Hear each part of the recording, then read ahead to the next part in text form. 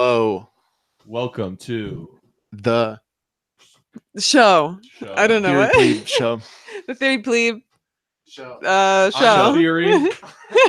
They call me Plebe. They call me Show. And who's that? That's our guest today. Introduce yourself, Faraday Speaks. Hi, I'm Faraday Speaks. I also go by Caleb. I'm an ex-alt-lighter on the internet who made a video that went very viral, and now I get followed around by trolls and yeah. Do you ever regret your decision of coming clean on the internet? I mean, not really. No, I guess like. Oh wait, we should wait. But wait, before we do, You should. You should regret it. Kidding. I mean, like, you specifically drew the attention of the alt-right. Like, you knew exactly what was going to happen posting that video. Yeah. I didn't know it was going to go that popular, but yeah, I knew that people would be upset by that. You basically gave everyone permission to dox you. Yeah, that's going to happen. So that's what we're here to do. We've invited you to this to stab you in the back. You know, yeah, I guess we could have my IP right now. Is my background, is that wallpaper enough for the 4chan people to figure out? It is actually. If they found Shia LaBeouf in all those locations, they can find anyone. That's Yeah, true. I think they will. How many views is that now? Oh, it's over like 420,000. That's crazy. Yeah. 20. Let's go. Blaze it up. Let's smoke some mids for the alt light. I mean, we're against the alt. We're against the alt. Yeah, I I didn't get that dank shit. Sorry. The thing is like you got retweeted by Destiny and some other people who had huge followings.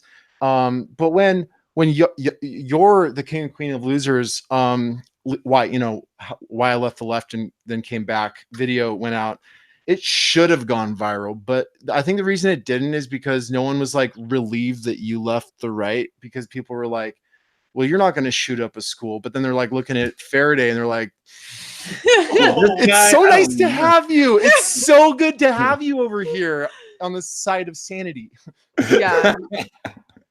For sure. Actually, it was your all's video that kind of inspired me to do the video in the way that I did it. So like at first I was going to do like these video essays that just explain the alt-right.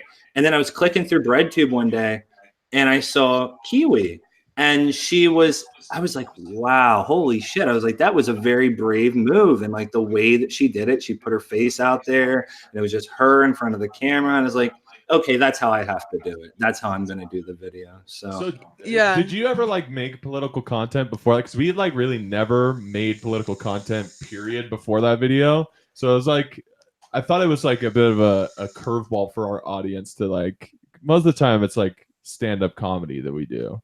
Yeah, no, I never made content at all. I was just a lurker. Like I didn't really even get involved in communities too much. I had a core group of friends that were pretty right-wing, but no, I wasn't involved in any of this stuff. And then I make one video and it just kaboom. Yeah. And I also feel like the reason that I made the video in that way is because, and like a lot of people after even told me, there were some people first off were mad at me who were on the left. Mm-hmm. They were like, oh, this person was really like shitty, and like as I think I admit that I like had some kind of turfy thoughts about trans people, and like that like the rhetoric about Muslims was working on me and stuff like that. And I was just like talking about that, and people were like, oh, so she's transphobic and didn't like Muslims, and then we're just gonna welcome her back just because she makes a video or whatever. And that was kind of hard. Like I had to think about that for a while, that it was like, is there some kind of like penance that's expected from me? And then also that people were like, wow, I can't believe that you would just talk about how you used to be so fucking stupid, I don't care about like, yeah, I mean, all those opinions. I heard that same stuff. I don't care about that stuff anymore. First of all, nobody got born out of the womb fucking perfect. First of all, almost everybody I know came out transphobic. Almost everybody. If you tell me that you weren't transphobic at one point in your life, I have a hard time believing it. Unless maybe unless you grew up around trans people, right? Like I know trans people are transphobic. Yeah, I mean, most of us were some sort of racist at some point in our lives. Like, I don't know. It just nobody's born perfect. Also, on the whole, well, you're just fucking stupid. No, you're not stupid. You just didn't have all the information. You were just You were searching for something, someone gave it to you, you took it, and then that's the lens you interpreted everything through. It's not your fault.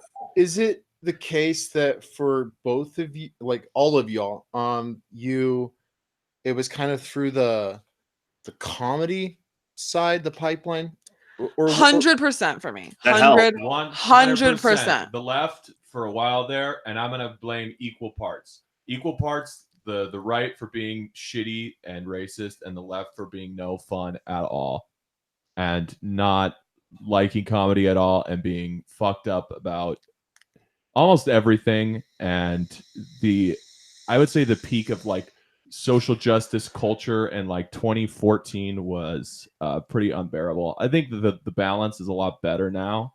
It's a lot healthier. And also there was kind of this culture where the loudest among the really kind of empty liberal SJW rhetoric was being like signal boosted, and then it was being eaten up by this reactionary anti-SJW culture through a lens of like being this really loose, open, like anything goes comedy scene. And that's absolutely where I fell in, you know, kind of being like against like the Hillary liberals, and like that thing where they made you like kowtow to, like, if you didn't like Hillary, you're sexist and all that bullshit. And I just reacted against that very strongly. And then the people that like, that was the entry point, was people like just making fun of like Hillary. Well, which for me became like the awareness that it's like, oh, these people like think we're at the fucking end of history, and that we don't have to like keep thinking about how we're going to deal with some of the most seriously pressing issues like climate change, rising automation, like mass immigration, like the kinds of things that really matter, or like actual free speech and freedom of movement and freedom of speech, like two of the most important things. And everyone's like, oh, I can't say bigoted things. But the real thing with freedom of speech is intellectual property law, and the fact that everyone's getting copyright claims put on them, not just on YouTube, but more and more on YouTube as well. I had my very first time I remember like thinking like, all right, fuck it, I don't like capitalism anymore, was at a libertarian meeting at my college, and I just like had like just some regular questions. I'm like, well, like, if you guys believe in like no regulation of markets, period, like, well, what are we gonna do about climate change? Like, that's really a tough issue for me, like believing in libertarianism and also thinking we need like some intervention to stop climate change. Like, what do we do? Fucking no one had a good answer for me. They were like, well, the companies will regulate themselves if we just give them enough freedom to do so. I'm like, I'm out of here. Yeah, bye. I'm a communist now, actually. See you guys. Peace out. So yeah. Lame is in here, says bless. Yes, Nate found it. Nate is lame as a lib. He's just a total lib. Nate, you're a liberal. You hear that? You're a fucking liberal. Our friend Kent told us about you. Yeah, okay, you know Kent? Nate, you know fucking know Kent? Kent was talking about you. Kent was like, oh, Nate, I always argue with him on Facebook. He's a fucking liberal. So we're here to tell you that you're a liberal, man. Nate can get in the chat if he wants to. Yeah, Nate rules, man. Does he want to get in the chat? Nate, you want to come on Hangouts? No. That's too many people. That's too many people? Nate sucks. Nate sucks ass. I would send Nate a Hangouts link. I don't even know Nate. Nate doesn't know what he's talking about. Nate is really fun, but he might be out of his depth here. He's just fucking. He doesn't get things. He's kind of like he's just kind of dumb. Like, I don't know how else. So I want to like. So one of the people you, says, Paul Wilsong says, governments sell their influence. The answer is to take away government's influence. Limited government, please. I agree, kind of. I mean, not on market. I like the basic idea, but there is like some truth to the idea that to limit government power can mean bigger government, because you need bigger. You need more parts of government to kind of do the checks and balances, not smaller. That's concentration of power. You actually have to have more, and they have to have more resources. That way citizens can actually take control of their local governments and at their federal level, you know. I don't think I don't think like social regulation on like regulating the markets is big government anyways. That's what people always say. They're like, well, that's just big government. But like, when you think about like big government like ruining your life, I think about them in breaching like our like social contracts, like just like caring about like I don't know, abortion or caring about like gay rights or trans rights. That's what I get upset at, like, or freedom of speech. Sure, I'll throw you guys a bone. Freedom of speech, sure. Well, go watch my video about freedom of speech. Yeah, watch Scooter's video about free speech. The problem is like the free speech debate that is co-opted by the right is so often in bad faith because say the N-bomb. No. That's not even what I'm talking about. I'm talking about the people that want like freedom of speech to like propagate actual like bad information and like propaganda and you know, it's like people that want to, people who would, here, you should pull up on your phone, Michael. The chat. Yeah, it's like a, so we can all see it it's like people who would take away other people's free speech if given the opportunity. That often are the people like it's like Jordan Peterson who, you know, or like Sargon of Akkad who don't want like left-wing professors at universities. Like they talk about free speech all the time. Yeah, when Jordan Peterson made the list of names of neo postmodern Marxist feminists, and it was like a whole list of different universities that have professors that he bracketed as, you know, kind of falling under those headers, which means literally professors who teach queer theory, you know, race studies, like anything like that. It's like, oh, they're on the list. Yeah. Well, like the absolute epitome was of that when Sargon was on stage and they basically said, so what do you say about your comments about calling people, you know, slurs and saying that you wouldn't even rape you know, this woman? And he said, well, that's my free speech to do so. It's like, all right, dude. And he called the jokes. He said he's joking and that nobody jokes anymore. And it's like, listen, when you have to keep joking with that tone of voice, it doesn't sound like jokes anymore. So like, now you're just like, I can't say this, so I'm going to. Yeah, well, that's not a joke. Not a joke. What happened to the anonymous movement? What happened to like the hacktivist movements where it was actually about free speech? You know, like that was the big thing. And like, that's make Beto a hacktivist again. Yeah, that's what I want. Again. But that's, you know, that was freedom of speech. That was pushing for freedom of speech. This today is just pushing your political message. I mean, I guess they have a little of a point with some things, maybe SJWs get a little too wild sometimes, but like these are literally college kids on college campuses. This isn't like the real world. No, it's not the real world. People don't understand what freedom of speech is. I'll sit here and I'll argue all day about the merits of comedy and how we should give comics more leeway and how like comedy should be like a sacred place where you go for, and that's like a space where you consent to go into that space and you know that jokes are going to be made and lines are going to be crossed. But like in the real world, if someone is mean to you online, that's not violating your freedom of speech. So if you don't know what freedom of speech is, then don't get angry about it. Well, with these people too, they're not talking about laws, right? Now they'll point to Canada and they'll say the hate speech laws, right? Which these aren't even laws that say you can't say a particular word. These are laws that say you can't harass someone, like chase them around on the internet, like spouting slurs at them. But whenever it comes to like free speech, what they actually care about is like Twitter kicking them off the platform, and they're calling that a free speech issue. It's like, that's my favorite. So is Paul Wilsorg, do y'all know this person? No. Okay. 99% of humanities of far left Marxist communist stone cold killers. All humanities departments are 100% Marxists, the professors, or UK hate speech. Joseph Stalin was good, actually. You just kicking my phone. I heard that. Okay. I did. Well, I mean, you guys ever think about being how, ironic. Like, Joseph Stalin is good? You guys ever just like wake up in the morning with a beard and you're like, maybe I should shave a mustache so I can look more like Joseph Stalin? Do you guys ever think that? You know that when you do that? Didn't someone get arrested in UK for saying trans women are men? You know what? Honestly, sure. I'm on your side. Shouldn't get arrested for that. But I don't think you should get arrested for that. But like, if I don't know, I think that you should be tied to a post in the public square, have your pants pulled down around your ankles, tar and feather and whips, and you're left in the sun for 3 days, only 1 glass of water per day. Fiddle your dick, dude. We're gonna. You better. But you have the freedom. You have the freedom to say anything you want to. But if you say that specific thing in that specific way, this is the result. Nate kicked that guy. Thanks, Nate. All that shit I just talked about you is forget it. Water under the bridge. So were you guys under the impression that like all the liberals were like super SJW communists and Marxists at one point? Like, did you all have that impression?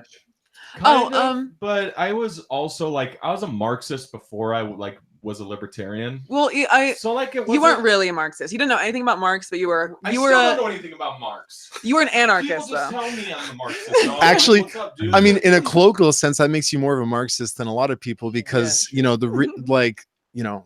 when you think of Marxists, you think of someone who hasn't read Marx. You know, so I'm just a working class guy that wants to eat the rich. Is what I want to do. Yeah. Well, you're hungry. I mean, you need a meal. And I have a taste for human flesh that can't be satisfied. And I don't know what to do. Did you? Did I? Yeah, I was under that impression at one point. I thought that like I literally thought that Antifa was like the military wing of the Democratic Party at one point, right? Oh my god. Okay, I kind of thought that. Yeah. Like, I never thought that. Oh my god. I believed in all of it. I was like postmodern neo-Marxists are subverting the West, cultural Marxism. So I was lucky. Like I did get kind of pulled. So the thing is like the thing about cultural Marxism that people, the liberals or leftists tend to respond is like, oh, well, that's a Nazi conspiracy theory. And then they act like they don't need to talk about it anymore from then on. But it's like, yeah, but there's certain kinds of sort of theories of social change and that were Marxist that did get adapted to other spheres of life. And this is why you get people who are like, that are vegans and are saying that eating meat is speciesist, right? And it's like, this is an extension of it is an extension of the oppressor framework versus oppressed framework, so it's like that's real, but it's just not necessarily Marxism is the issue. It's like that actually goes back as far as we have history books. There's always oppressors and oppressed, and people are fucking aware of it. Well, for me, it was like the free speech thing. I never thought that I never believed like the postmodern fucking. I think because I always at heart was too much of like a feminist or whatever. In my heart, even if I was like these, modern, I would say stuff like modern feminism has been ruined by SJWs. I would say stuff like that. But I loved like Susan B. Anthony still, like I was like that. Wow. But I was all about like just the like free speech on college campuses and the SJWs and stuff like that. Yeah. Well, the reason that was before I got. Yeah. The reason I was going to say I was lucky is because there were a few things that I just knew that made me. So with Black Bloc, for instance, I had read The Democracy Project by David Graeber, which was a reflection on Occupy. And one of the things he talks about is like the police playbook for shutting down protests. And part of it is framing people. And it's just like, this is a known fact. Like they will infiltrate Black blocs and they will break windows and stuff like that. And so I already knew that. So the news coverage of Antifa wasn't really that effective on me. Because I felt like, yeah, this is all like up for question. And the other thing is that I'd read a few on my own because I'd had a very conservative political philosophy professor. On my own, I had like studied some Marx just to like get the other side or whatever. And so because I just read like 3 short essays by Marx, like in the 1844 manuscripts, I knew that whenever I heard people talk about Marx, that they didn't know what they were talking about. And so those 2 things are things that I knew that kept me from sliding all the way into the kind of the spiral that the pipeline kind of creates. Yeah. But I mean, I was affected by other things though. Like, so feminism, like for me, I was one of those people who was like, I'm totally a fan of like second wave, but I'm not sure about third wave. And like, that's because I had like, before I'd studied any philosophy at all, I didn't know better. I'd read Steven Pinker's The Blank Slate. And one of the things he argues against is like third wave feminism. And that was like the best argument that I'd seen. And I didn't really understand what I was dealing with yet. Yeah, I agree. There was just like, I just didn't know what the fuck I was talking about. Yeah. I think that's a big problem that like people on the left have though, is they just write off like people on the right. There's like, well, they're just dumb. They're just dumb. And that's it. But like when you look at it, there are people that that are making good arguments. And I think that you have to actually like be, I don't know, kind of self-aware and maybe realize that people on the left are making better arguments, in my opinion. But like for someone who maybe hasn't really studied it a lot or looked into it a lot, they can be persuaded by, these are billionaires that are libertarian billionaires that are paying really smart people in think tanks to create these arguments. And that's the propaganda, yeah. That's how all this shit they tell like these think tanks, and then they're like, all right, here, Dave Rubin, you say this, Ben Shapiro, you say this, and they feed these guys these arguments. These guys aren't coming up with them on their own. But like to just say like, oh, they're all dumb, they don't know what they're talking about, I feel like is a bit of a problem, because like you're just slacking. It's classist too, like to assume that everybody has access to like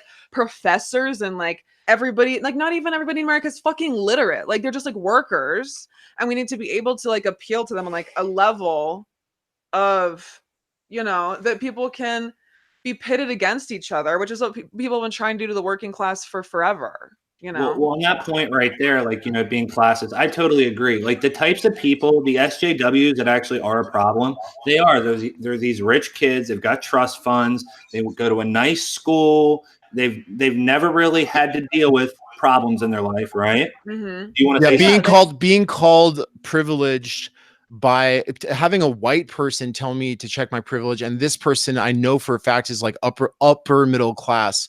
And me, I grew up like below the poverty line, and I'm just like, and I'm, you know, first generation in college, and you know, I've worked shit jobs like for years and all this, and like being told that I've got privilege before I really understood the nuance of like what that actually means versus how it's used. It's usually used as to shut down a claim or an argument, and it's like you're not dealing with the argument. You're just I'm aware that I've got some privileges over some other people, but that doesn't invalidate what I'm saying was what I was thinking. And sometimes that's true, but being told that by a fucking rich white kid, I was always just like, fuck you. Or I'd get that's how I felt. Yeah, that's how I thought. I was like, you know, I used to say, I'd be like, you know, what the fuck, dog? I'm from fucking West Virginia. My friends are dying from heroin. Like, literally, I know people that live in shacks. Like, where's my white privilege card? I used to say, do I don't have a card when I go to McDonald's. I don't get a fucking discount for being white. Like, where's my college grant? Redeeming that? You have one. You're not. Wait, you have one? Yeah, you're not using it? What? No.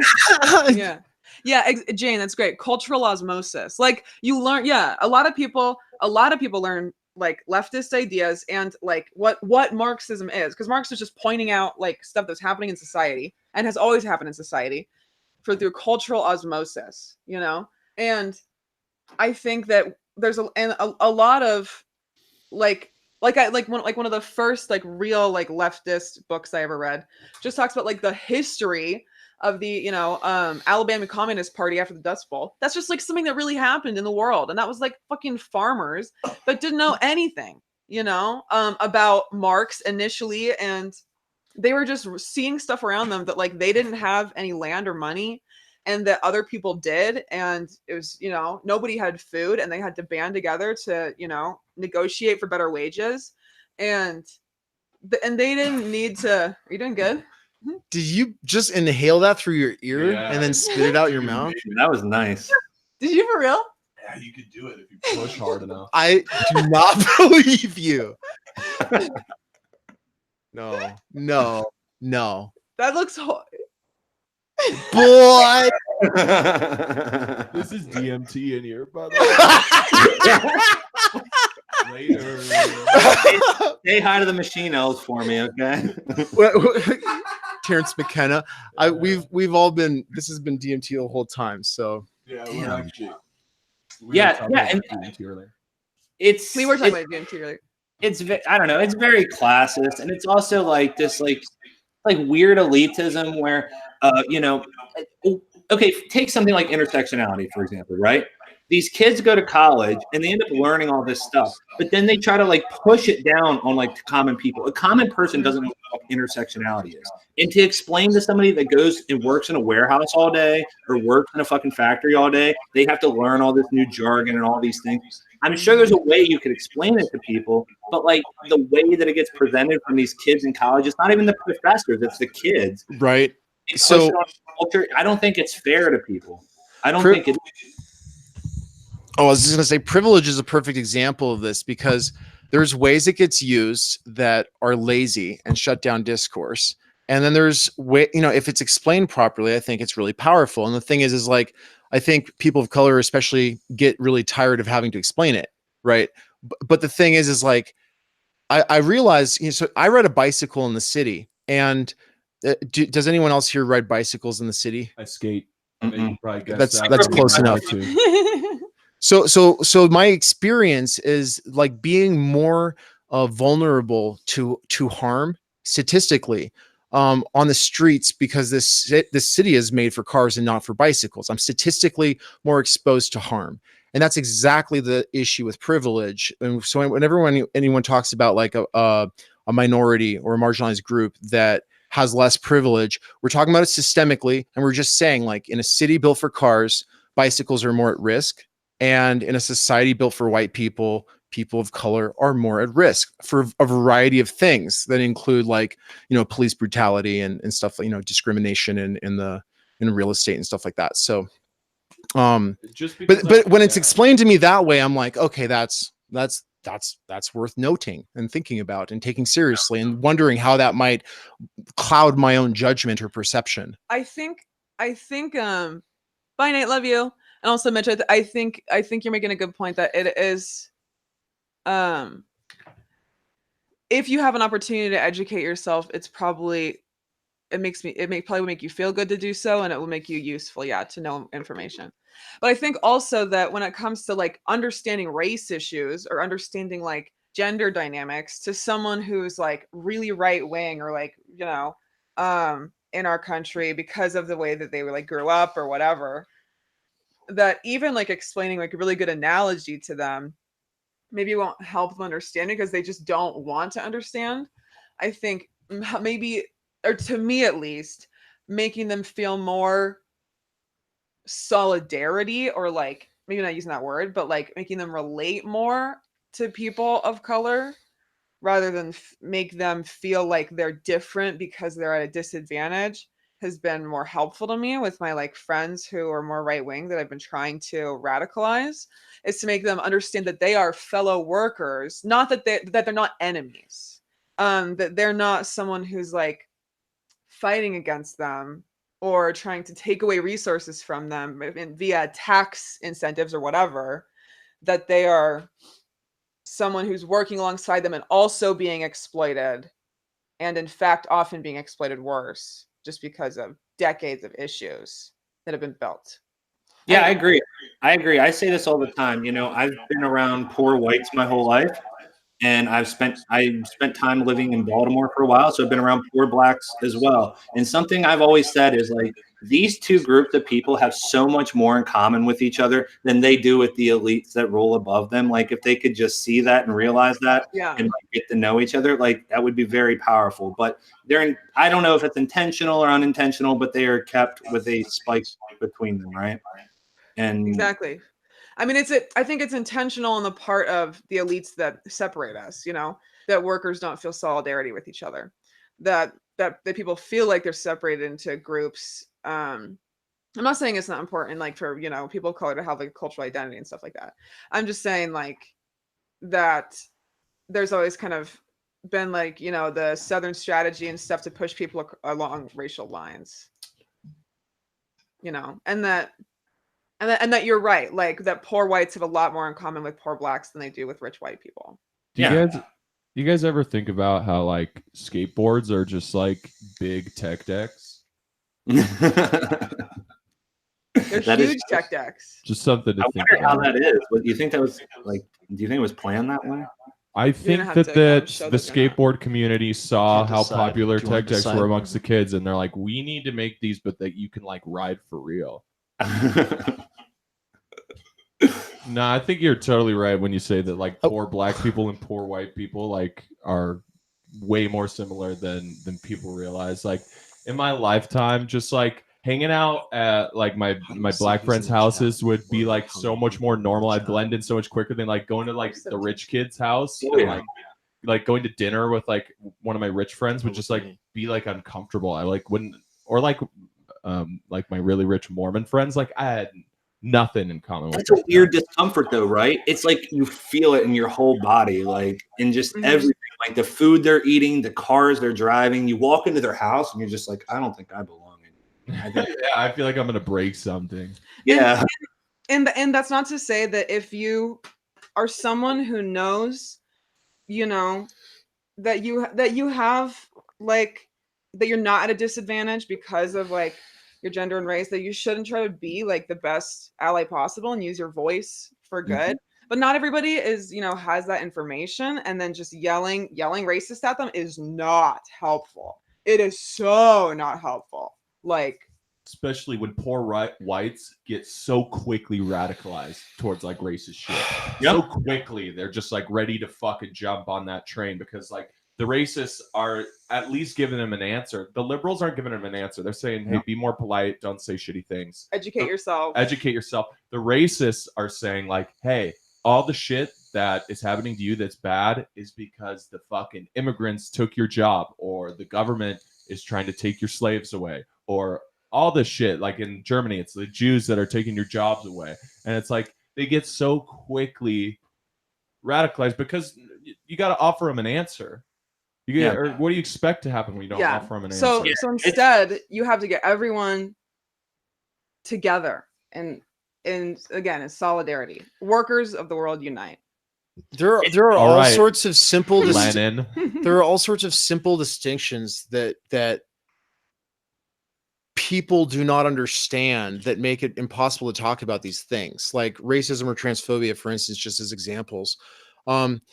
Whenever there's like, oh, that's a transphobic thing, then people are like, there was no malice, and it's like, why are you saying that? Like, literally, that has nothing to do with the point that what's going on here is a problem. Like, your intent is fine. Like, chill.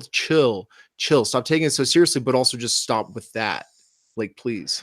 Well, and the thing is that transphobia is like a huge deal. You know what I mean? Yeah. Like, trans people are, have so much violence committed against them. Like, the hate crime rate against, trans people in our country is insane. And I hate that, there's just not been a great way to address it, because our country has such a way of like, forcing people who are underprivileged into poverty. So trans people often end up being kicked out by their families and forced into like really low wage jobs. And a lot of them statistically are sex workers, and our country tries to sanitize sex work and push it underground.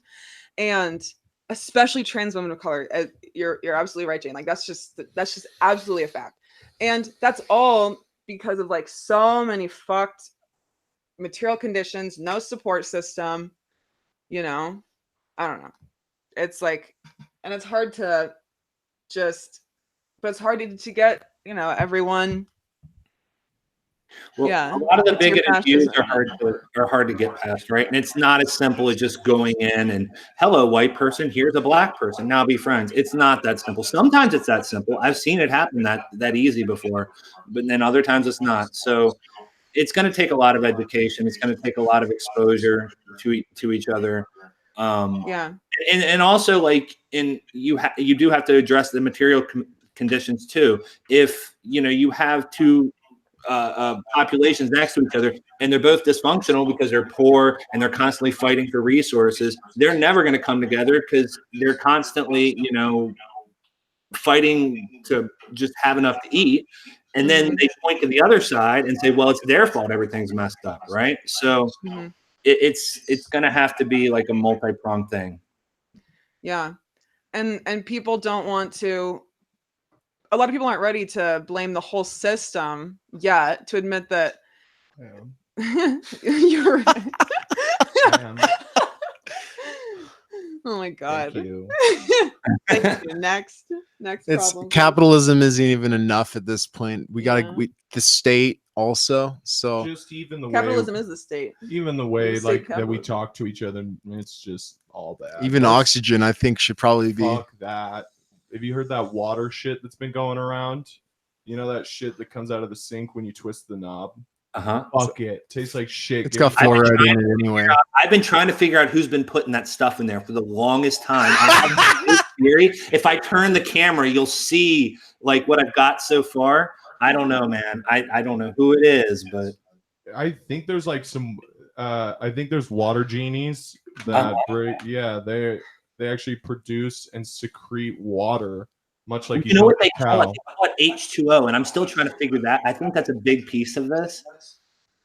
Very right. How do they get the H into the O though? I don't Remember know. the other day when we ran out of water bottles and Scooter literally said, "Oh yeah, we're out of water in the house." I was like, "You can refill the empty water bottles with water from the sink. You know, like that's not the only water. It blew my mind, honestly. There are places where people don't have that. Like you can actually, this water is actually good." If you Have drink you ever been in seawater, somebody's house you're and they fucked. have the water thing on the fridge, and then like you go to get it from the tap, and they're like, no, no, no, no, no, no. There's a tap on the fridge, and I'm like, shh. That's edgy. I don't know if I'd do Total that. edge, man. It's total edge.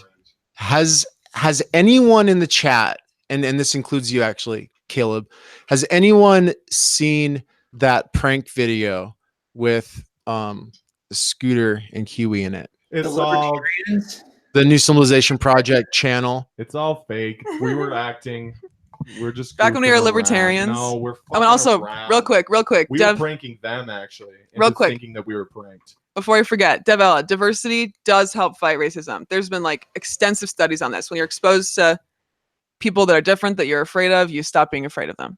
I'm just holding this mic stand up in the air at this point so Yeah. I can relax. I'm Mhm. holding it like Freddie Mercury. And honestly, But there's yes. another mustachioed man that I would like to emulate. But yes, the prank video. It's back when we were libertarian. We were pranked by Dave. You know that Family Guy bit where Brian's like tells Peter, he's like, mustaches are kind of gay, and Peter's like, mustaches are gay? Freddie Mercury had a mustache. That's a pretty good bit. Family Guy is overall pretty bad, but I think you could pull off Freddie Mercury. I think you could do it. I mean, if I just shaved the sideburns and turned my hair into a buzz cut, I could be a Halloween costume, Freddie Mercury. That's about as close as I can get. Is it cool? Chair? I don't know. By the way, on the topic of music, your all's fucking music is amazing. I'm not even joking. Like, Thank you. I really love it. Like when I first found it, I was just driving around in my car listening to that, like running up my data plan. That is so nice of you to say. I appreciate it. And look at this. We're being platformed with some marketing, and it's great. We actually told them to say that before, but we're going to pretend that didn't happen. Mm-hmm. So We'll give you your $20 later, okay? Yeah, thank you. PayPal, okay? That's great. So this is the channel, and this is the video right here. This I is should the have channel. known better. Ex-libertarians explain. I should have known better. No, I shouldn't have. I was right in that video. I was so worried that I said I said some pretty cringy stuff, but I was worried I said some like gnarly shit. But I just I said Ben Shapiro was mean, and but I defended capitalism a lot. There are Yikes. redeeming features to what you said. Yeah.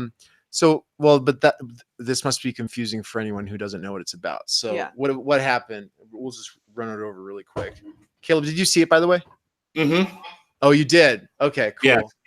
Yeah. So I and a few other people set up a fake club on campus and a fake event to prank Shapiro fans, basically.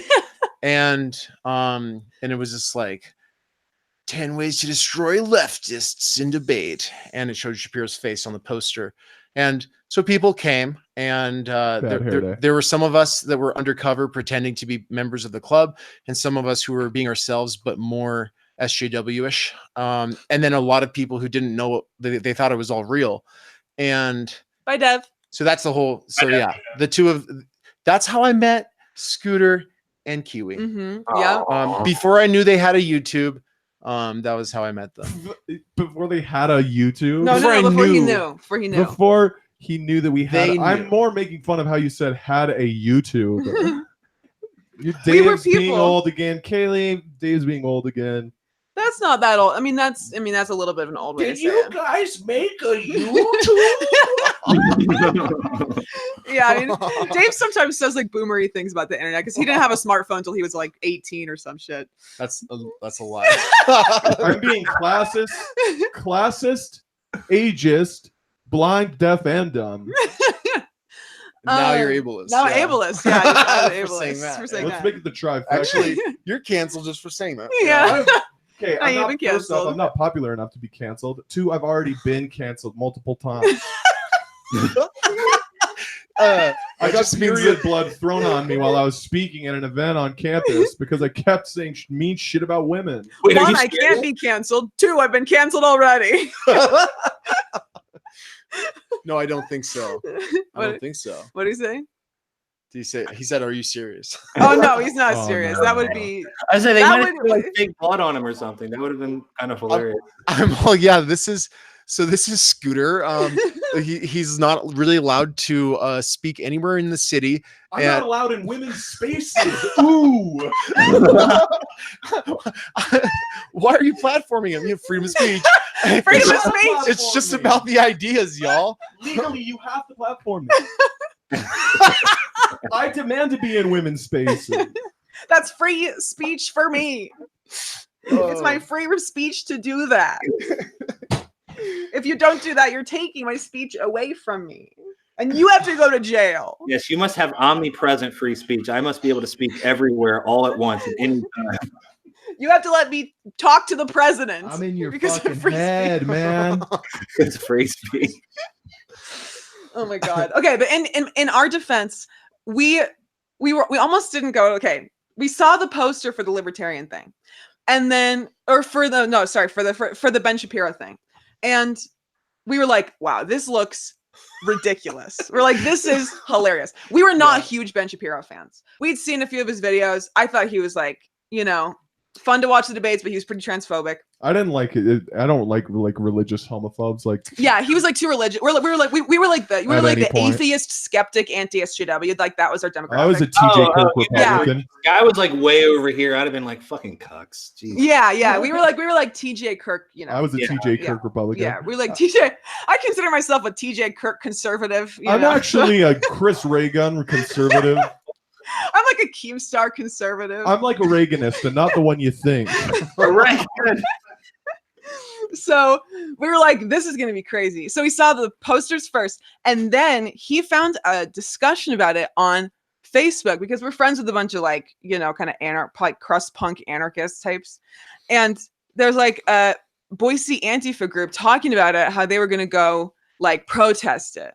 And we were like, okay, this is going to be fun as fuck, dude. This is going to be crazy. So we went, and then Dave was there with like a megaphone, and he was looking fabulous. He had his like nails done. He was wearing a dress, and he had a friend with him who like called someone stupid for not knowing like not knowing how long the Communist Manifesto was. Or thinking that Marx was alive in the thinking wrong Marx. century. Oh yeah, thinking Marx was like lived in the 1900s or something. Sorry, and Actually, Marx was a time traveler from the year 1500. actually Marx is. No, I think that Marx they were is a like putting cyborg. Marx in like the 17th. Oh, yeah, It's something like that. But anyway, But yeah. but so we thought it was all gonna be crazy, and it was honestly. There was also like a teacher, like a professor there. An adjunct, a yeah. centrist graduate student. professor. Oh Yeah, God, he was the Everyone hated worst. him. He was the worst. Everyone. I thought he means well, and he was being, and the thing is he was genuinely concerned and trying to play the ambassador in a situation where he thought he was dealing with some real alt-righters. Really? And so in that case, I don't blame him. And later I told him it was a prank, and he was like, really? Was he I sad? was like, why would you do that? That seems like something he would. And I was totally say. like, performance art? I wasn't, Yeah. We've been reading Baudrillard, and Guy Debord, so we thought we'd do some, Oh my god, That's situationist. we hated him way more than we hated the Marxists.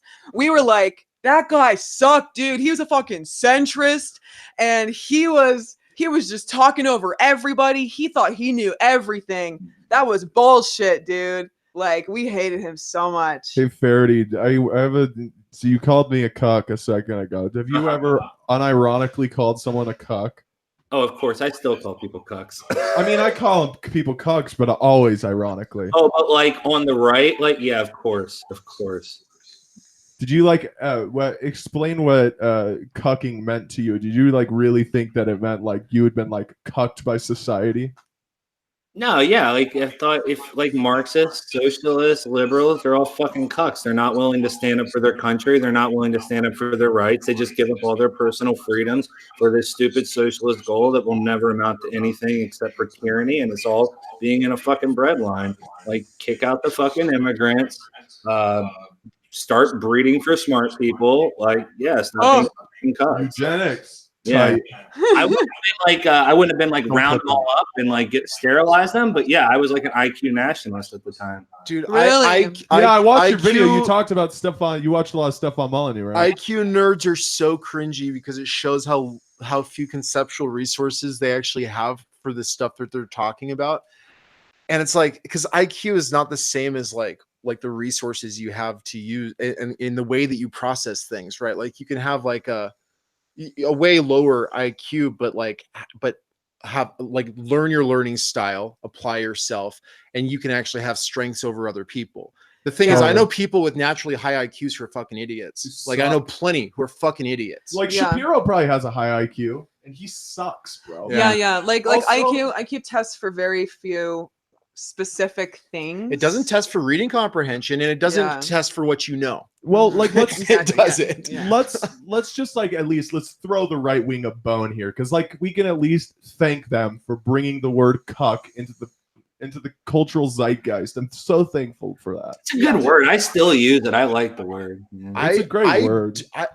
I do not like to use it at all. No, I did, and I like to use it ironically when I'm like mimicking someone who would use it, but Not even like me. I don't like it. It is like an inherently super racist concept. you think so?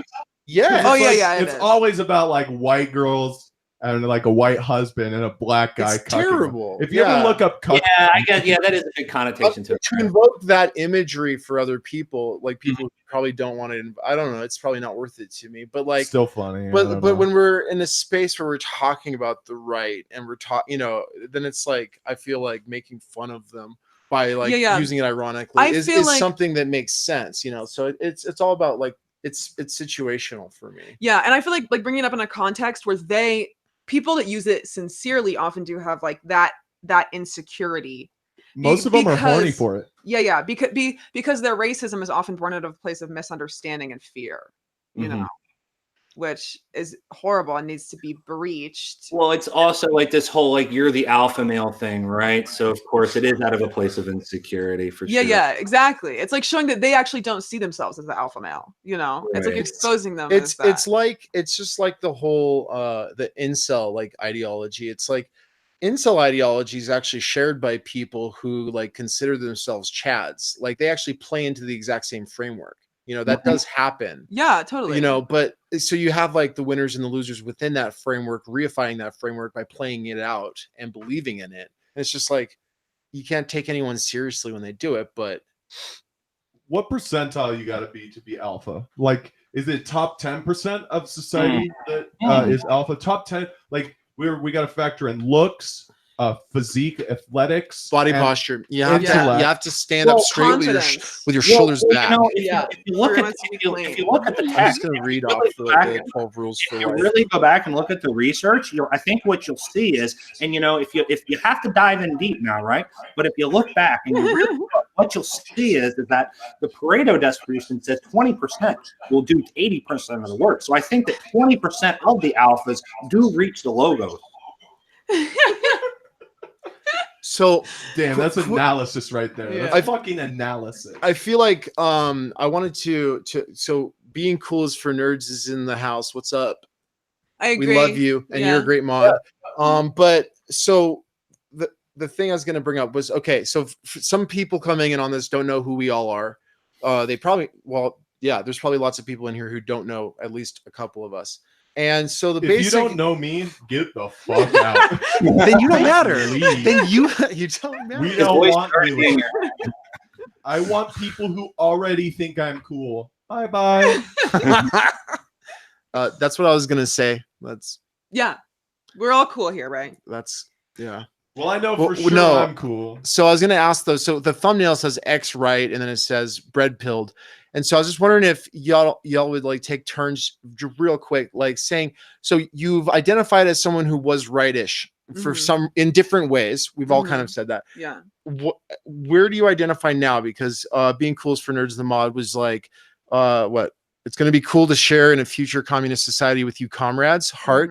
And it's like I'm sure you don't all identify right now as communists, do you? I would say that I am leaning towards tanky Leninist, and I'm not even joking. He's not kidding. He's Hey, like, if you come to my Discord server, we'll de-radicalize you, okay? Go feel free for me. My friend Kent has been radicalizing me into the ML ways. Kent is not. Kent is not one of no. He's more of a Marxist. He's not a Marxist Leninist. Kent is a Luxembourgist. He doesn't even like Lenin. Thank you. But Scooter just listens to everything that Kent had to say about Lenin and just totally ignored all the negative things about Lenin. And then I fixated on the word Lenin, and his brain was like Stalin. I went down a YouTube hole after that conversation of hundreds and hundreds of Leninist videos, and I think I'm on their side. And if you guys feel free to debate me with facts and logic, but I have the facts and logic to debunk your arguments. Facts don't care about your feelings. Yeah, I definitely mic drop, sack tap. Epic. I definitely consider myself like a communist. Yeah, probably like Marx is really important to me. I think that I borrow some ideas from everybody. I still like use like an anarchist framework of like hierarchies, but I also think that like Mao had some important things to contribute to the conversation, and that Lenin did have some important things to contribute to the conversation. I'm like a Kim Jong-unist. I think that Che Guevara had some important things to contribute to the conversation. So I don't know if there's like a word for exactly what kind of communist I am, but that's what I would say. Okay. I think that I'm very rooted in like history of revolutions. To be honest, no memes aside, I have no idea. I'm still like taking in things, seeing parts and I'm new to this, but I'm more into reading history than reading theory. I don't think like Leninist, Marxist, all those terms for like a lot of it. I feel like it doesn't apply. I feel like we need some like new takes on like current society and come up with some new strategies, and maybe I'll feel comfortable with throwing a tagline over my head. Was that mask off? You were serious for 5 minutes, right? Yeah, that was uncomfortable. I didn't like it at all. Let's go back to my shell. Go back to drowning in irony. Yeah, let's go back to drowning in irony for a little bit. Irony, so okay. So me, I mean, I was like almost full alt-right, right? So like I was what you would call on the alt-right, you would call me an alt-lighter, which is basically, so I wasn't totally based on racial issues, as they would say it. So I wasn't totally down with racism. I wasn't ready to just kick out all the brown people. I wanted to like try to integrate people in society, but I thought that everybody had to conform under this one culture. I was an IQ nationalist. I thought if you didn't have an average IQ of whatever, that we shouldn't let you in. I was pretty pro-capitalism, although if I would have stayed in the movement long enough, I probably would have became a socialist, because that's where they're all heading now. So that's where I was at. And then whenever I came out slowly. And now I don't know where I'm at. I mean, I guess I'm a progressive. I see everything as like having a material cause for most things. I see most of the behaviors that you see played out in society are caused by, material conditions in people's environment. And so I just want to remedy those things. So I want access to education, healthcare, food, housing, resources for everybody. I guess you could call me a progressive. Sock dem, probably. The way I think of myself is I think myself as like a social liberal with like syndicalist leanings. I really like the idea of co-ops and stuff like that. So, but I'm still learning all the time. I mean, I've only been out of the right wing for about 1.5 years. Yeah, about same. And I think we thought of ourselves as like I would describe myself as a libertarian. But I ended up like, if I took a political compass test, I would end up like right, like libertarian right is what I would end up on a political compass test. But I very libertarian. Compass test back then. I'm going to take one soon of trying to remember what I would have said. But right now I'm like pretty far to the bottom left. I'm right. So, I like, end up like bottomish. So for me, it's like I have my in system out system kind of binary that I Mhm. use to think about, or maybe it's a spectrum. Well, no, it's more of a binary where I'm thinking like there's how I am or how I identify like within the system that we're in, and then like where I'm at theoretically thinking through what out system looks like. Because like so instead of long term, short term, right? Oh, I'm long term, I'm a communist, but short term, I'm a liberal. I'm saying in system, like I'm gonna do whatever the more progressive vote is, probably. Mhm. But like out system, the lenses and the kind of theorists that I read, I would say it's like a more of a anarcho-communist lens. But like the thing is, that doesn't really inform my practice very much. And so I know that people who strongly identify with being communist or anarchist, like might just be like, oh, well, you're just whatever, you're just a liberal. And it's like, I'm not going to argue with you. I'm saying like I'm mainly interested in that kind of theory, and I don't know how that plays out in real life because I'm trying to think that through while experimenting. That's actually probably smart. That's probably a smart move, just like for moving forward in society. I'd say I used to be, if I could put a finger on it, I used to be like an anarcho log cabin Republican. And if you guys know what that means, it's based on the conspiracy theory that Abraham Lincoln was the first conservative and also the first gay president. That's a very important part. All log cabin Republicans are gay. So we were just like, this is a real thing. yeah, actually. we were just like a group of people that just liked capitalism, loved like Republican values, loved Abraham Lincoln, and loved sucking dicks. And that was what we all had in common. So we were log cabin Republicans. Got it. That's pretty accurate. Yeah, It's actually that's like actually really accurate. Yeah. I need to read more leftist literature and stuff. I haven't got into the theory. I do really sympathize with ANCOMs. I mean, if I could pick a perfect society to live in, it'd probably be that. I also really, you ever heard of the Venus Project? I don't think so. You ever watch the Zeitgeist movie from like 10 years ago? yes. Yeah, I'd probably like to live in a society like that as well, like where the robots just do everything. And So you're a Posadist. He's a cultural Posadist. So you're yang. I'm like taking You're that yang. away. I do like Yang. Oh, you got me. I do like Yang. No, you're good. I'm unironically, I do like Yang. Fully automated gay So- space communism. So the thing is the Venus Project is like a really good, maybe like first exposure to post-capitalist thinking, but at the exact same time, it can have a reverse effect. It kind of depends on what knowledge the person has in place and kind of where they're situated with their perspective. So Whoa. for me, I would say the Venus Project was really appealing when I first stumbled upon it. I was like, wow, this is cool.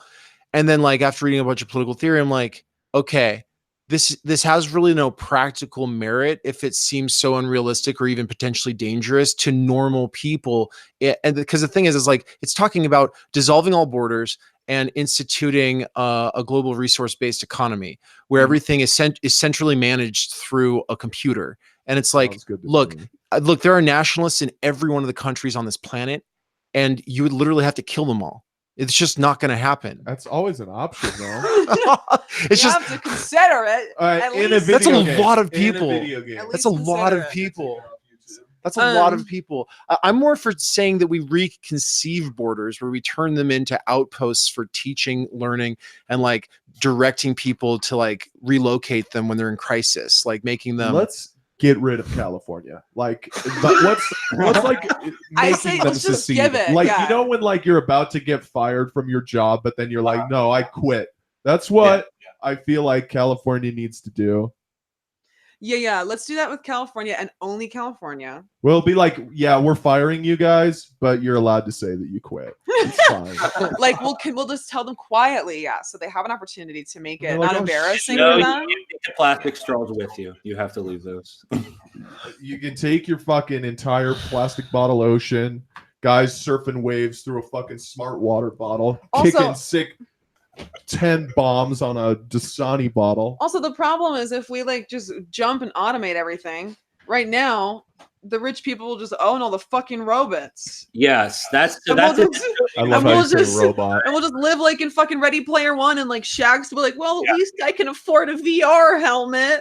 and then we'll just plug in, and then we'll, that's it. As long as I got my That's apps. the end I of thought of a good society, idea. bro. You know how And they that's have the the scary thing, right? That we all just get a UBI and Amazon. We live in the Amazon house and work at the Amazon Yeah. factory, and I don't want that either. No. We have like an indentured servitude to Amazon for like the best VR helmet, and like that's it. So just to wrap, just the Venus Project, though, I'm not completely dismissing it. I know people who like could have serious conversations about it and defend it. I think rhetorically, it's not the best approach, in that like basically technologies like blockchain might make that kind of the computer resource distribution system actually work. I'm not really sure though, but like there might be ways of making it not a centrally like managed and potentially dangerous like AI system or whatever. All right, so Yeah, I can totally see that.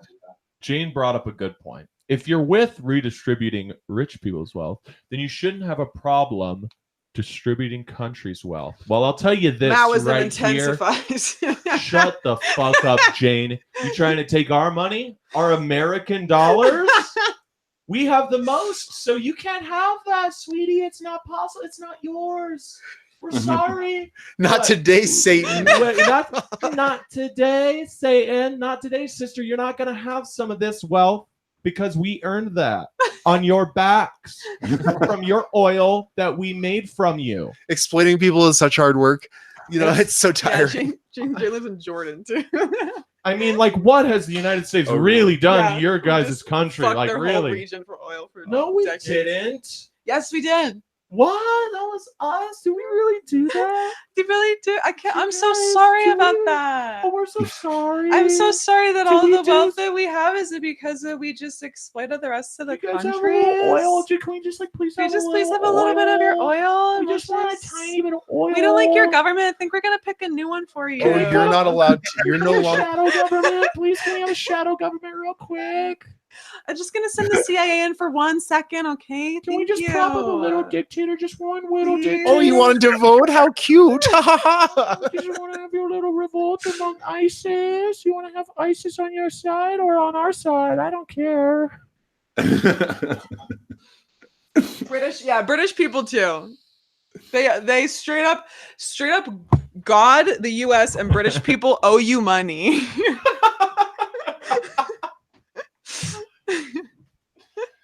Oh. God and British people do owe you money. Yeah. Like, you deserve to be reimbursed for this shit financially. That'll make it Cash, better, though. just cash, dude. We'll give you cash if Bags. you quit being sad about A it. suitcase of money. We should just give people cash. So No, the thing about resource distribution though is like that economic trade wars between countries. Some people are saying in the that it's not cool, like the idea of like resource nationalism, and it's like, yeah, so the idea of the resource based economy is a good idea because we need to figure something out that is not that, because it really screws out over entire countries, obviously, and then like others are living at their expense, but. I just don't know if like the right solution is the Venus Project. And I think, like, but it's a good conversation that needs to happen. And I've been planning a video on it for a while. So Nice. I think it's a good conversation starter. My big fear with technocracy, as much as it appeals to me, is just having like that dictator that gets in charge, and then like, I don't want that team of engineers to just be totally tyrannical. the thing about technology is that you can't make it go away after it comes out, because if you're technophobic and then you just like avoid it, then the people who can exploit it against you will, and or at least other people, and they will. And the thing is like, we need to understand how to use these things. Like, for instance, the social currency system that's being like beta trialed in China right now on a few million people. Like, that social currency system is not like, that's going to become a part of everyone's lives. And the thing is like, it's kind of like a prisoner's dilemma. If we don't do something about it, it will be used against us. Yes, I agree. So maybe we should figure out ways to make it, I don't know, useful. And it's And also not about bad. private ownership. The problem, as always, is private property. It's Mhm. that people have ownership and private property of these technologies that maybe only the government has, owns this technology, or this corporation owns this technology, and that people don't have access They own to this these information. technologies. Yeah, Yeah. exactly. And that makes it something that is only available to certain people, and then it becomes there becomes underclasses, and private property is the problem. Yeah, and you have private companies that end up like, deplatforming people, and then the people who get deplatformed are so upset and they act like that's the left's fault. And it's like, no, these are private companies. Like, you don't get to fucking tell them what to do. Yes, if they have monopolies and they need monopolies to be a feasible like platform for people to even actually plug into it and use it, then they should be collectivized. That's all there is to it. Yeah, like if this is a big of a problem, yeah, maybe it should. I be don't know how to public. do it, but there's people who know how to do it, and they need to If that's your problem, yeah, make if it they're happen. yeah, then you want to nationalize it? Like, they were the ones that want small government, and they want their free speech, and they also want to nationalize Twitter? Okay, cool. Well, that's the scary part about the technocracy, right? Is if it's all privately owned by the small group, they're going to get like insane technologies. You ever watch Gattaca, the movie Gattaca with Ethan Hawke? Yeah. Mhm. Yeah. I don't want to live in that world. If we're going to have like these crazy positive eugenic type technologies where we cure disease and make people super effective in whatever it is, or we give like implants, that's got to be democratized. You can't just Already we have give that. like the small group of people. Already we have that. That only like the richest of people have access to the best medicine, and live longer lives, and like that's already happening. You know? And now just imagine when they can like up their IQ to 300 and get like cyborg implants. Yeah, and, like, cyborg implants and like fucking laser eyes and shit. Like we're fucked. Dude, Yeah. We're totally fucked. And a million hearts. Just Think about how many replacement home hearts. runs. Think about how many home runs they'll have in baseball. Think about how many. Imagine. Baseball will be Hi, like Kent. so much more fun. Think about like Babe Ruth, how he like drank beer and ate hot dogs. Imagine a dude just juiced on Gattaca, just cranking homers. I'm getting hard just thinking about it. Hey, will you talk about the stuff on Molyneux cult a little bit? I find that fascinating. Molyneux Will you talk about that? Yeah. So I mean, like, so what Molyneux does is, the way I found him is, you guys ever heard of the Fiend Wins on YouTube? This gamer bro guy. I haven't. Okay, so he did like these weird like neuroscience documentaries and all this stuff. And I was like at a very depressed point in my life when I found this stuff. Like, I dropped out of college because I was like fucking depressed. And I was like laying in bed all day, like literally laying in bed all fucking day and just clicking through YouTube. And I got to this neuroscience stuff, and I was like watching Alan Watts at the time. And I was like, holy shit, I can like rewire my brain. And so I was watching like the theme shit that was like, okay, you can rewire your brain. And then I was watching like Alan Watts, which was like, you can like just dissolve your ego and all this stuff. So I was like, okay, what I have to do is I have to empty myself out, blank slate, and rewire it from scratch. And then that's when I found Molyneux. Interesting. Because Molyneux honestly like does have some interesting stuff like in that sort of direction. He talks about stuff like that. No, well, it's actually fascinating that like that speaks to the dangers of this kind of fixation on the ego and needing to get rid of it, that kind of ignores the broader systems that are at play, right? And it sets you up to be taken over by ideology in a certain sense. So I'm not anti all spirituality, but I am like super. I want to apply skepticism when it comes to, let's just clear our minds and focus on that and be positive and all this shit. Fuck that shit. How deep can you get in? Because I know he has like the thing where you have to like defoo your family if they don't agree and stuff like that. And so defooing with my family, that was a no-brainer for me because my family relationships were fucking awful. And I maybe we'll talk. If we become better friends, I'll tell you privately about stuff. But like defooing for me was like no brainer. I'm out. Like, thanks, Steph. Didn't need an excuse for that. And so can you mute us for a second? When I found Steph, mute us. Just mute us for a second while he talks. Oh yeah. I don't know how. No. It should be just scroll, take your mouse and just hit the screen and you'll see it like at the top there. You should see it like mute microphone. Cool. All right, go for it. Okay. Yeah, I can't hear you. So I was set up for like where I was going to rewire my brain and I was like wiping myself clean. And then I found the thumbnails for Steph's self-help stuff. And Steph's self-help stuff or his psychology stuff, like a lot of it's accurate information. I mean, his wife's a psychiatrist, and so he's telling you real stuff. Like I learn a lot by watching Steph's content, but while he's teaching you this stuff about, you know, self-actualization and like, you know, being more honest, just a whole bunch of stuff, right? While he's telling you all this stuff, he's also like injecting this ideology into you, this like red pill ideology. So like slowly over time, I felt like I was fixing myself, but I noticed my political thoughts changing. But what he does is he ties it all together, and he says the reason that you can fix yourself up and the reason that you can like become a better person, become a more optimal version of yourself is because you have to follow this ideology. You know, conservatism is the algorithm that you need to run your life on to be optimal. I don't know if that's making sense, but I think she wants to unmute. Yeah. So you're saying it kind of crept up on you, basically. Oh, yeah.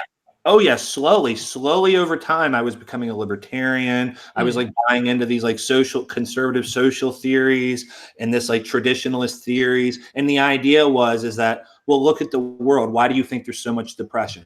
Why do you think so many people are so unhappy? It's because they've let in all this postmodern, you know, leftism, this liberalism, and it's just wiped everybody clean. Feminism, it's destroyed the home. You know, trying to integrate all these races, it's destroyed, you know, dynamics and communities. This stuff is not natural. This stuff is not how we would have existed 1,000 years ago. This isn't how we existed for thousands of years. This modern society is like a bastardization of what human beings are.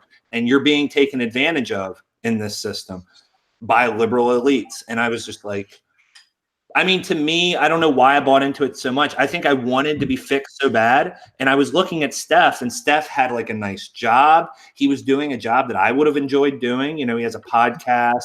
He's got, you know, a wife, a kid, a nice home. He's happy. And he's talking about his personal life, which he came from a childhood that was a lot like mine, abusive, you know, emotionally, physically, hopped around a lot. And I thought, well, fuck, if I follow Steph and listen to Steph, I'll be fixed. And I won't have this like overwhelming depression and anxiety that just like cripples me. I didn't realize till later that there's healthy ways to deal with that anxiety and depression. And that a lot of the problems I was experiencing were structural, like a lot of them. Yeah. That's wow. So yeah, I went full in with Steph. I just bought up the ideology. Luckily, I was broke as a joke, so I never sent him money. But have you ever read Robert Greene? No, I haven't. I will look that up. 48 Laws of Power, Mastery, all these books. And no. It's kind of like self-help, but it's all just like in terms of like strategy and all these things, and like it's about maximizing your own like life and all this stuff. And it's like it's actually really good like information if you didn't grow up with like the right role models who maybe gave you that information. But the thing is, it's couched in this like sort of bad twist on Nietzschean view, which is basically what Rand and Peterson have, though it's not quite as bad. It's not quite as bad as Peterson, but it's like this is, people are trying to get help, and here they are being told like this is like all of the responsibility is on the individual. It's like, why is that part necessary? I get how it like might like maybe that's the kick in the pants some people need, but it's also like we don't have to lie, right? Like, yeah, you have to focus on your own life and shit like that. Yeah, but that doesn't mean that structural issues don't exist. Well, I never got so depressed as when I saw this like Jordan Peterson, because he kind of similarly, I think, has like a cultish following with a lot of like, disaffected young men that need help. Same thing. What was that? You said I fell into Peterson too later. Peterson was like, when I came out of the right, Peterson was like the last thing to let go. I was sad when I was Peterson. Yeah. Well, there was like so he did very similar, I think, in his rhetoric, that it's like self-help, but then like also a political ideology behind it. And there was like a recent Jordan Peterson like talk where this like guy who was like not like mentally unwell stormed the stage and was like I just need to speak with him. I just wanted to meet you. I thought you'd be able to help me. And the creepy. People are like, the bodyguards are coming up and taking him down, and he's like, I thought you'd be able to help me. You're the only one I needed to speak to. And they like take him away. I was like, bro, how many of his fans? I hope that man gets the help that he needs. Yeah. I was like, He bro. just better read my book. Yeah. If he read Yeah. my book, then I think that would not have happened. Yeah. Like, He it just was. needs getting pussy, or no, getting pussy is bad. It's so sad because Get on the all meat diet, bro. Yeah. I've been in moments like that. I've had moments where I was like, man, if I could just talk to Steph, like if I could just talk to him, sit and have a fucking conversation with him, maybe he'd help me sort all this shit out.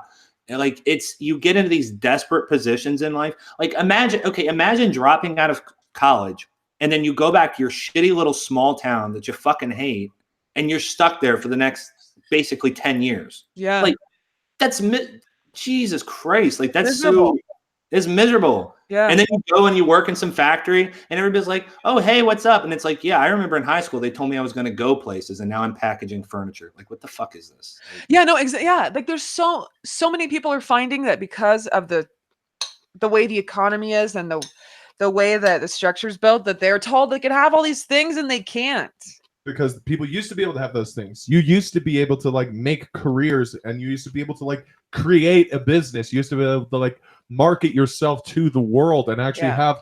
But like the more the economy changes into like this weird tilted economy where there's like so much wealth at the top and so little at the bottom, you're not having like middle class people spending money. So like people, for example, this is just an example I'm using because I know this market, is like for musicians. Like it used to be that you would play music at local clubs, and then when you got good enough, one of the talent agents at the club would sign you to a record deal, you'd make a CD, you'd make money. Now, what you do is you fucking record an album the best you can with your own laptop, put it on Spotify, and just hope that you make enough money there, even though I think it was Pharrell Williams Happy got like 10 billion streams on Spotify and he made like 10 grand from it. Yeah. And it's like at this point, what's the market in the music scene? I know dudes in bands that are like fucking huge playing Bonnaroo that like work tech support also. And it's like, Jesus Christ, if you're not making it where you're at now, like what does that even mean? People don't spend money for like shit anymore. Yeah, it's like, and there's a lot of industries that are like that are dying because of the way the economy changes and things that are getting automated out. And companies can give you shit. Amazon, Spotify, these companies can give you shit so easily that you can't compete with them as like a business person. Because there's huge tech monopolies that are just getting bigger and bigger, and things. Yeah. Media is getting more consolidated as Disney buys more and more things, and Amazon buys more and more things, and there is no future for a lot of people. And to learn that is deeply depressing. I get depressed. I get so depressed about my future. Just like thinking about what options I have. I'm sad as shit right now, honestly. I think I'm gonna cry on stream. Cry online? Make fun of that. Also, I don't know if I'm an egoist or an altruist. It depends on the day. I feel like I'm usually an altruist. Yeah. I'm probably theoretically an altruist and practically an egoist. Yeah, that's how I feel too. Yeah, that's probably. But then I feel bad about it. Yeah. And I try to change sometimes. I tell myself I think that makes you. But I feel bad. Fuck off. Yeah. I'm trying to change. I'm not trying, but I still feel bad about it. I lie and steal, but it's fine because I'm sad. And sorry that you have a egoist, out system. I'm altruist, right? That's right. I don't know, Kent. So I don't know if that's. I'm sure it's kind of scary if your dad said it, but I could see someone saying it like myself and it not being bad, and I could say why. And that's the idea. Sorry, of literacy tests for those who did not read this. No, for procreation licenses. Oh, and it's like, oh, that's a cringy eugenicist thing to say. But at the same time, I think that like, what if like all little boys, or at least people with penises, had some kind of a surgery that made it so they won't be able to procreate later.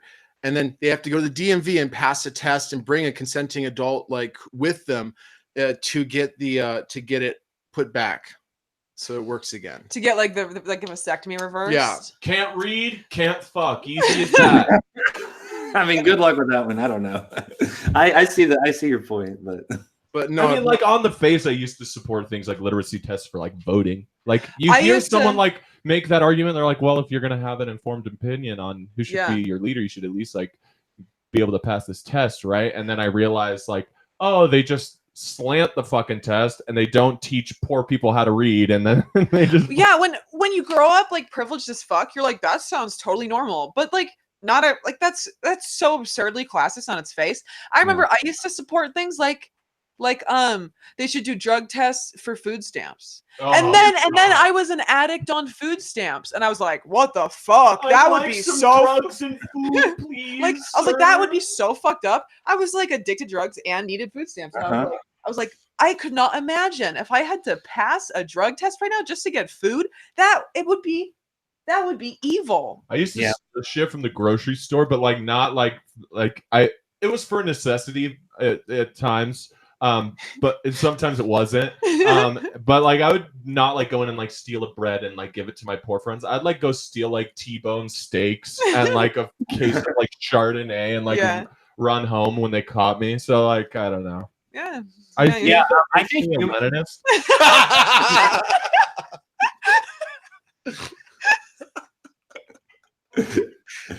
Put that mic down. You're done. You're done. It does make you a Leninist. Yeah, facts. What was I think humanizing situations is a big part of it, right? Because you didn't realize how stupid of a take that was until you were in the situation it was humanized for you.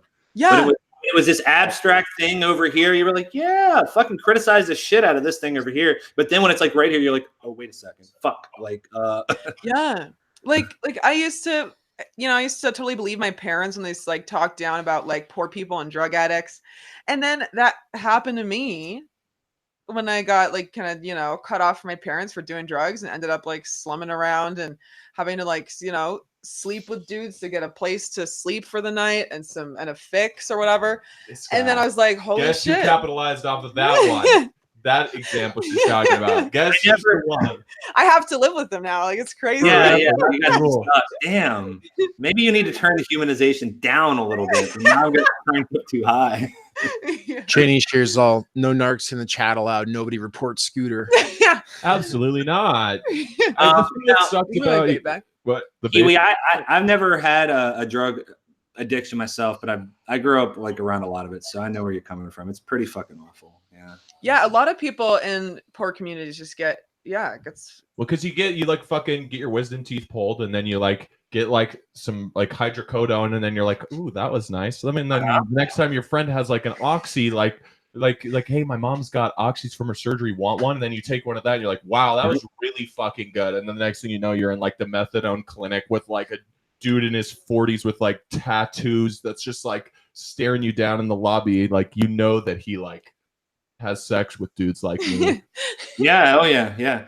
I mean, what happened? I mean, I'm sure this happened where you guys were at. I'm sure it happened everywhere, but in West Virginia, what happened was we got a lot of people with back injuries, because they work hard jobs. Mm-hmm. So they've all got herniated fucking discs. I know people that every day they go to work on an Oxycontin, then come home, take another Oxycontin, and do work on their fucking farm.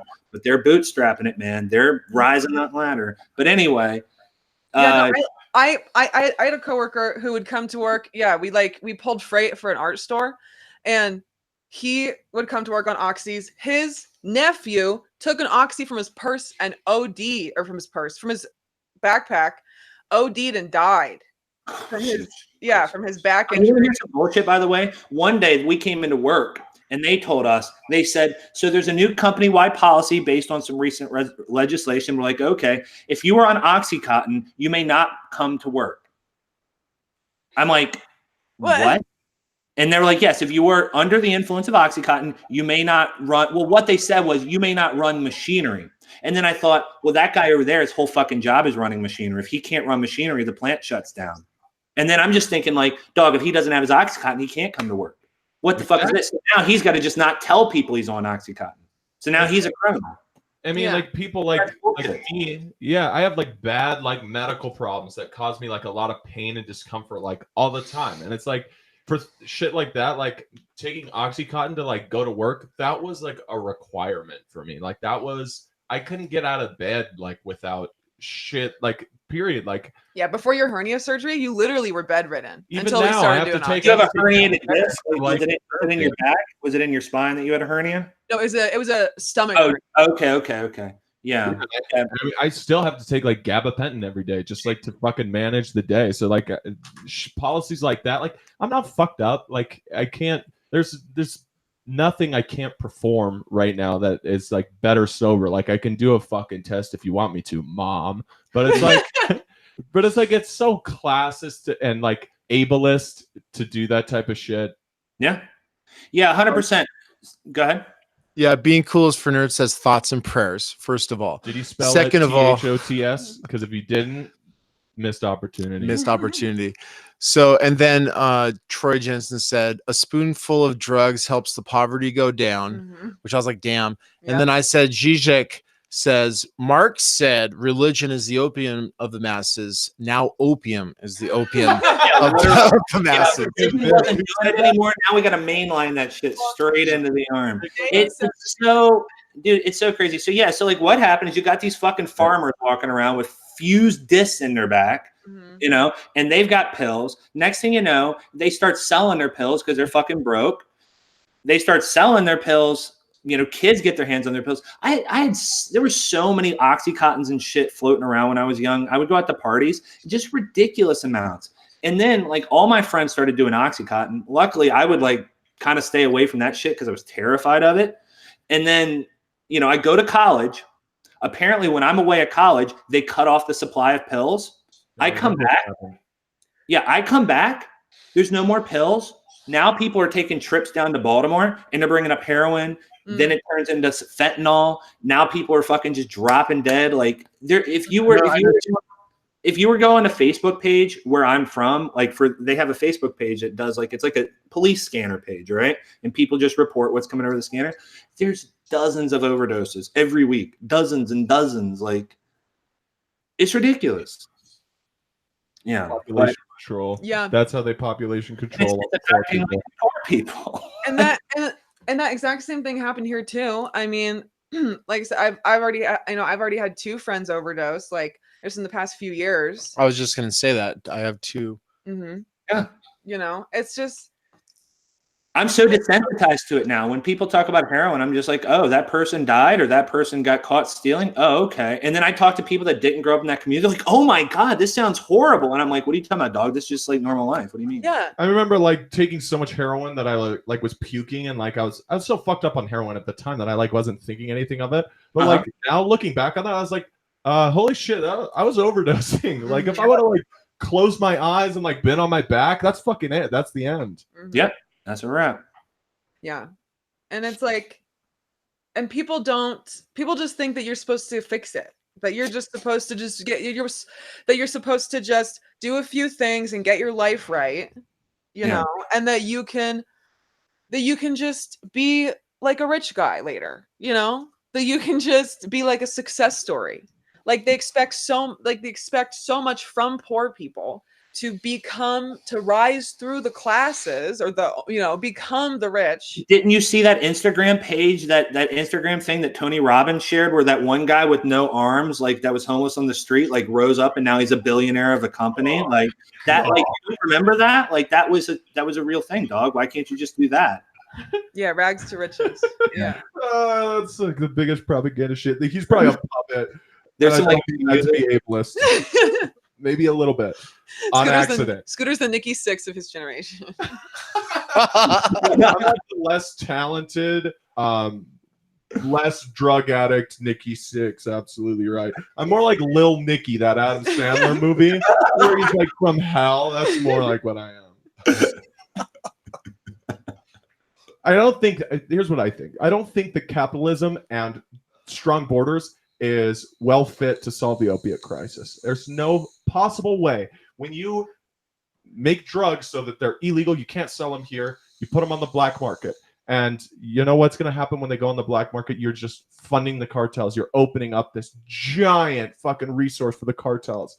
And part of me thinks that like the right wingers kind of have a point with that on gun control too. Like if you're going to take away all the guns in a society that's so driven on like gun shit, that a lot of it is going to go like to black market. It's like the same concept, but like with the opiate crisis and the gun crisis, it's like I don't think that we're equipped enough for the tools to solve that. We don't know what the fuck to do to solve it, and we're not even like trying anything. Like that's how fucked our society is that we won't even start trying to fix these problems. Yeah. Well, even the sentiment among like my neighbors and stuff back home, you'll see people driving around on their pickup trucks, and on the back it says "shoot your local heroin dealer," Narcan, 3 strikes and you're out. Oh my God. Mm-hmm. That's disgusting. Yeah. Also, I don't even believe in radical background checks for guns. Yeah, I think that's ableist. I think that like it'd be hard for probably me to get a gun because I've been in a psych ward, for example. But I think that I should be able to get a gun. You think you still think should? I I've should be able to tweeted get a too gun. much. Why is it anti-America you shit. get hospitalized for being depressed like fucking 10 years ago, and now you're not allowed to buy a gun to defend yourself? Because like, no, I'm not about that. Especially in a society where everyone else has guns. Like it's like now that everyone has guns, it's like, well, fuck, I got to get a gun now. And like, I think a You lot should of do a the video on that. You should do a video on that. Like, fuck, I guess I have to get a gun, and like maybe you can like go around like looking, like trying to find like how you get. Yeah, that's a I good think bit. I think the like dream is that if someone pulls a gun, everyone else pulls a gun, and then it's a standoff, and then everyone puts them away and goes back with their lives. But the problem is if you were in that situation, you're just gonna get shot. So you actually have to have the gun. Everyone needs it. Yeah. Okay. So I mean, I think we probably need to like arm everybody. Like I think that's actually I'm for that. That's what the founders wanted. Everyone should have to be equipped with guns at an early age with assault rifles. Now, I will. Now, if we're memeing here, like I will say, like I don't. It was weird. So I purchased a firearm after death threats started coming in, and like it was weird when I walked out of there. I was like, that was fucking easy. Like that was really fucking easy. Like I was in and out in an hour, and they didn't ask me many questions. So I am for more registration and stuff. But here's the problem though, is that like if you look in our country, because of the way that the gun culture currently is, a ton of right wingers and right wing militia already have a ton of guns. And so if you look at things like Katrina, right, Hurricane Katrina, that was just immediately devolved into, like, if you read about it, an incredibly racist, like, militia situation where Black communities were just totally cut off from resources by rich white neighborhoods who hired militias.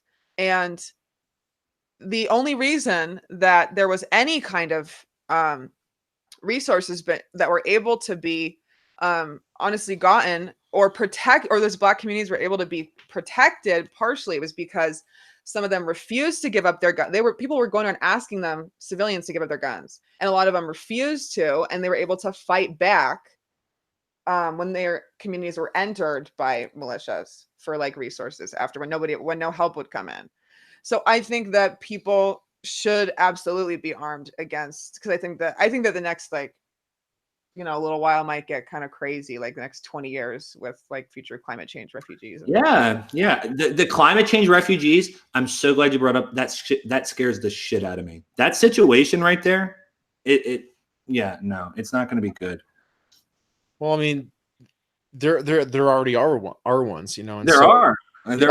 And it's like there's a billion people that rely on the snowpack in the Himalayas, and like a billion people affected by that, and it's apparently diminishing. I need to really like check up on that, but that's what I understand. And so it's like that's a lot of people who will have to move around, So one of my biggest problems with, and I think the point to argue with a fascist, because a fascist doesn't care if you call them racist, they already made a decision that they don't care what you think.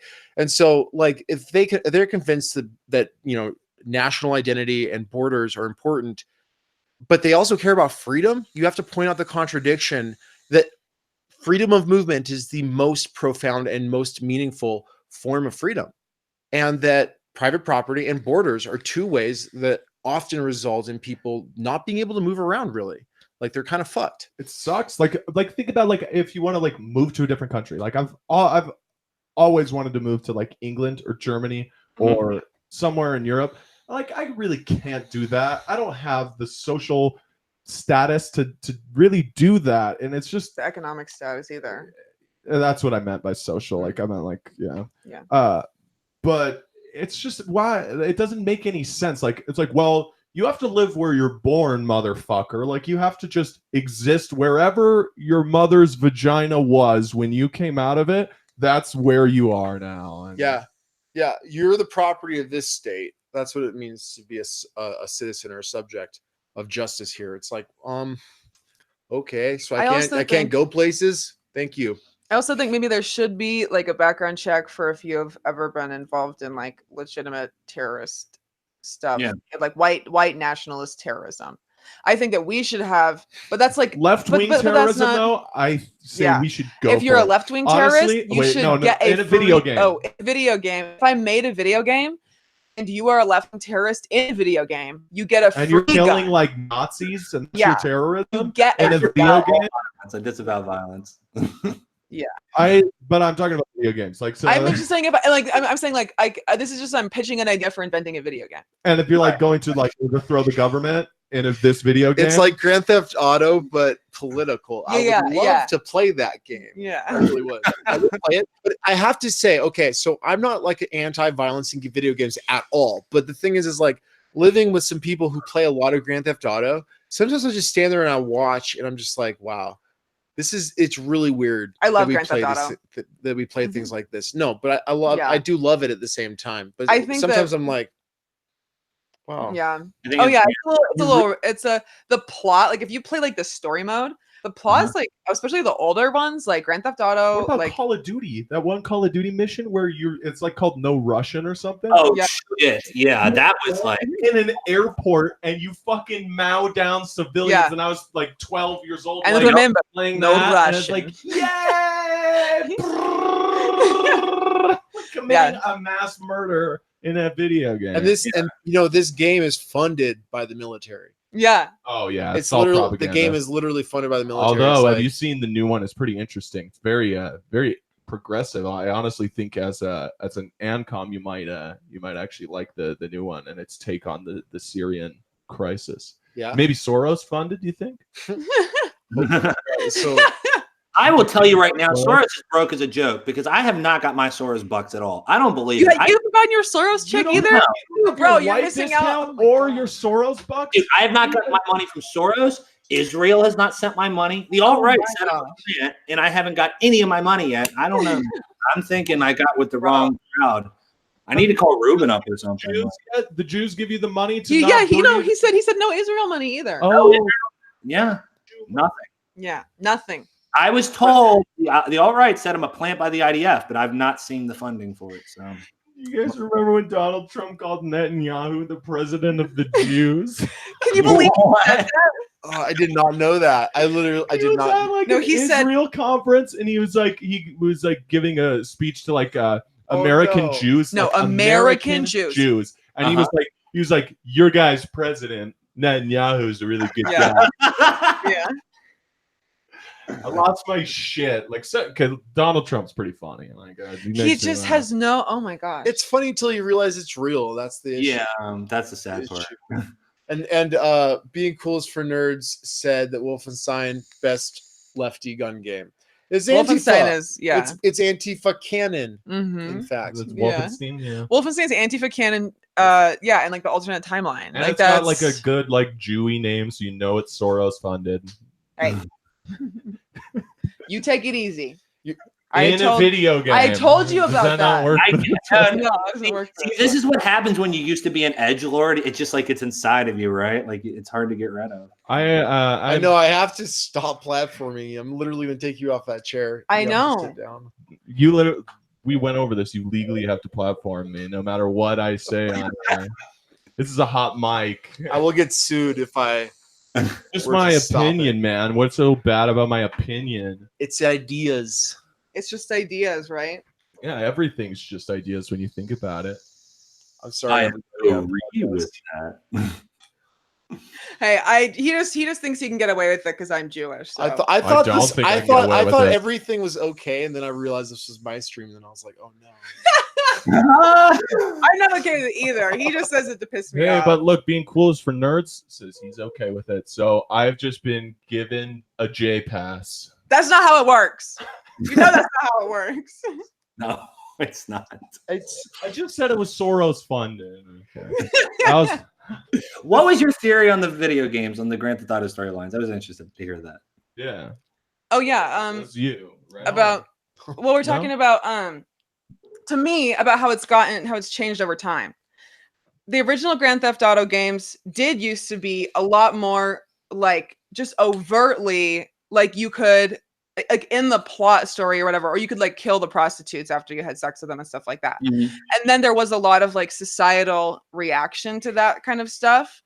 And now the plots they're still, I mean, they're very raunchy. And I do appreciate that. It's like Ocean's 11 but R-rated, you know? It's like it's very fun and a lot of debauchery. And but the best part, Grand Theft Auto 5 online, GTA 5 online is so much fun.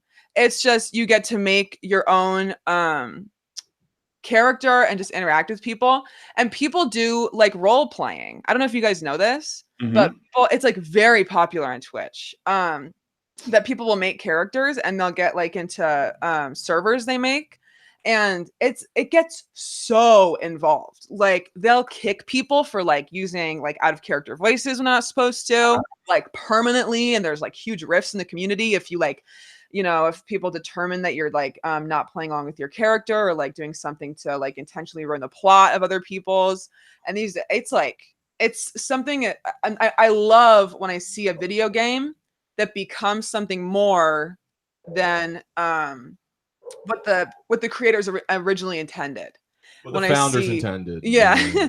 Like I love when it grows, like when something else is born out of something that humans made, like people come together.